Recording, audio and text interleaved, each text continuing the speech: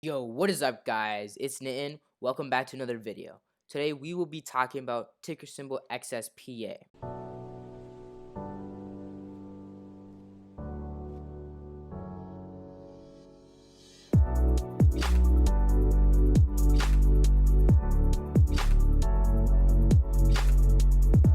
Alright, let's hop straight into this video. So today what we're going to be kind of talking about is what we just saw from XSPA on Thursday, the reverse split, and what the reverse split entails, and what it's really about, and why there was a reverse split. And then we're also going to talk about the future of XSPA and what to really expect, and why you should possibly hold and why you should possibly not hold. So just I'm straight hopping into this. We just want to talk about what happened with XSPA. So on Thursday we saw that XSPA had a shareholders meeting for all investors to come in and check out what's going to happen. There's an agenda which I'll pop up on the screen if I still have the picture, but they did have a quick probably around 30 minutes of a meeting going over just voting for the shareholders for a reverse split, whether that will happen.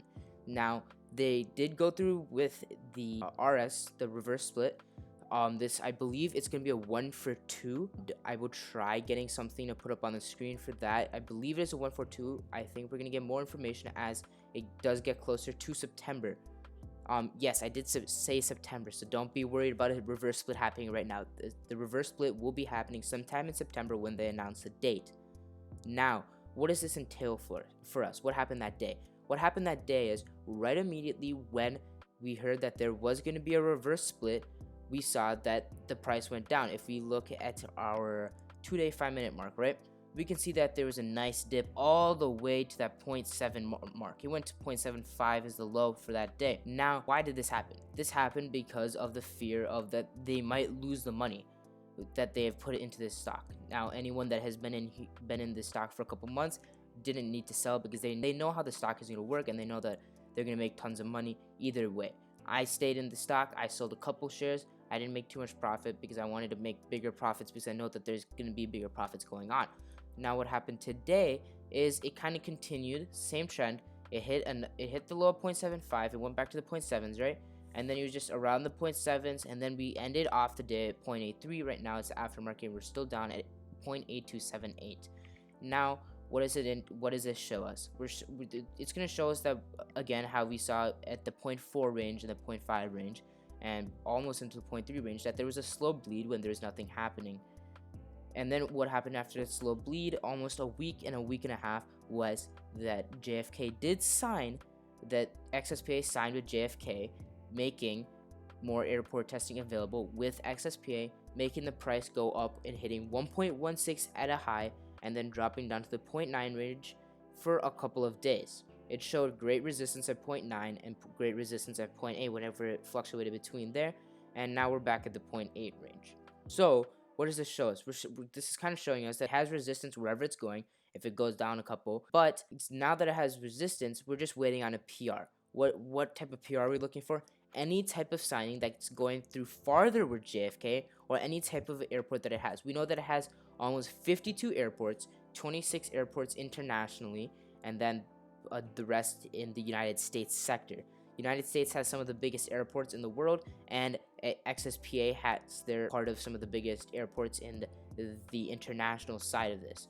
So if we're looking at how much XSPA could go off of each signing, we saw almost 100% increase, but it did go down to 70%, so we can say roughly around 70%. So it went from 0.4 to 0.9, let's say 0.5. If I load up my calculator right here, we know that 0.5 here times the, let's say, 26 airports, at least at minimum $13 increase, right? Now if this does happen, I would say that XSPA is not going to get a contract with every single airport, but if this happens with every single major airport, we can see it hitting $10 to $13, no doubt about it, because this is such a big sector of our entire economy right now, testing because of COVID-19. This is going to be something important.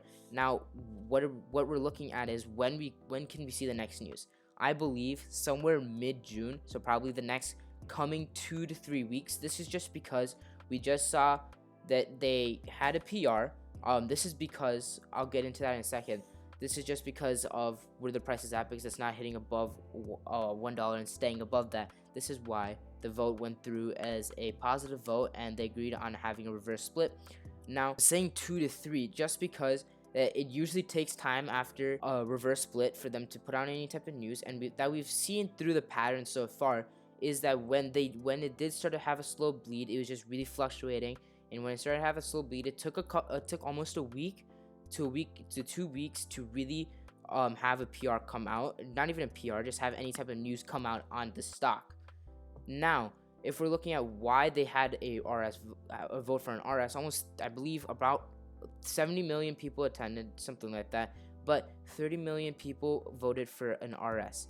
They voted for an RS because on the business side, if you're looking at this, you have to make sure that your investors want to keep on staying, or please your bigger investors to keep on coming in, or look at this company as like, yeah, this is going to stay well afloat. So this is why they probably had to do a reverse split. Now back to the topic of why it's probably going to be in June. So I'm guessing probably June, mid-June, because we heard that they were going to put some type of meeting sometime mid-June. It is not confirmed, but they said that they were going to put some type of meeting in mid-June, so that's what we're looking at. Now, when we come, it takes about a month for them. This past couple, it took about a month for them to put any type of news out, and just to get something settled into an airport. For an airport, it's gonna take a while just because to get all the logistics and everything is put together. So I'm guessing around 2 to 3 weeks, because we've already started. Since the news, it's almost been a week and a half since then. So that's what we're kind of looking at. So 2 to 3 weeks. So so the real question is, should you hold? I would say yes. There's so much potential in this sector. For example, AYTU is another one to look at, because they're also doing testing. Mark is trying to do thermal testing in stores. All these companies are trying to get into the testing center, so not only they can keep their businesses afloat, but they can take advantage of the situation that they have in front of them. This is a great advantage for a company to boost up what they are. Not only that, XSPA has a really good team. So yes, if the question is, should I hold still? Yes, you should hold. I know it's going to go down, but try lowering your averages as much as possible, so when the next piece of news comes out, hopefully in the next 2 to 3 weeks, you are ready to make tons of profit, or hold and understand that when it does, it's going to sit in the point, I'm guessing the $1 to $2 range, $1.5 to $2 range the next time news comes out, and then as more news comes out, it's going to keep on going higher, if you're wondering. But when you keep on lowering your averages, then you're just preparing yourself for each piece of news that comes out, for your amount of profit that you could make if you sold, to go much more higher, and that's giving you reassurance that you're gonna start to make profit. So just don't worry, everything's coming together as planned, and you guys should not be worried. Everything's gonna come together. Thank you guys for watching. If you guys have not, please join the trading team LTG. If you guys have not, it's a community of traders that come together. That come together and really share their ideas. I put out almost daily watch lists of stocks that I'm looking at, and stocks that the team should be looking at based off of what type of traders we have. And then I also put out announcements, any type of thing that you guys would be looking for, any type of news I put out there, and so do the members there. If you guys have not already, please go follow my Instagram and follow my Twitter. If you guys have any more questions from there, you guys can DM me on Instagram and DM me on Twitter. Thank you guys for watching. Please hit that subscribe and hit that like button. Please comment down below what you guys want to see next, any questions that you guys have for me, or any suggestions or overall. Thank you guys for watching, and peace.